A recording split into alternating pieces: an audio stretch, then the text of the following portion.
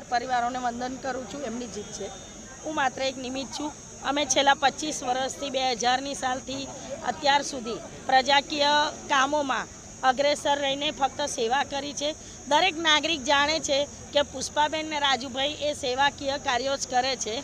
ભારતીય જનતા પાર્ટીને મને હરાવવા માટે એડી ચોટીનું જોર લગાવી દીધું કે પુષ્પાબેનને હરાવીએ, પણ મારા મતદાર પરિવારોએ જે વિશ્વાસ અખંડ રાખ્યો છે, આ એક વિશ્વાસની જીત છે, મારી પ્રામાણિકતાની જીત છે અને અમે કરેલા કાર્યોની જીત છે। આપ માનો છો વોર્ડ નંબર 1 જે કોંગ્રેસનો ગઢ રહ્યો તે આ વખતે તૂટ્યો કારણ કે હરીશ પટેલને ટિકિટ ન આપી?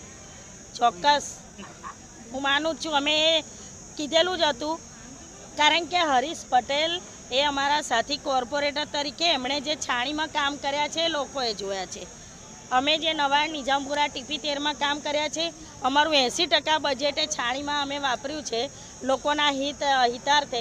પણ જે પણ કંઈ આ એક સીટ માટેનું થયું એ દિવસથી હું હોય કે જહાંભાઈ હોય, અમે લોકો બહુ અપસેટ એટલે થઈ ગયેલા કે અમારી સીધી જીત હતી। આજે ભાજપ 2 સીટ લઈ ગયું વોર્ડ નંબર 1માંથી, તો વોર્ડ નંબર 1માંથી 2 સીટ લઈ ગયું, કોઈ ઓળખતું નહોતું એવા લોકો લઈ ગયા। દુઃખ થાય છે, એક તો 16 નંબરનો ઉમેદવાર 1 નંબરમાં જીતી ગયા, 16 નંબરમાં રહે છે 1 નંબરમાં જીતી ગયા, એ દુઃખ થાય છે।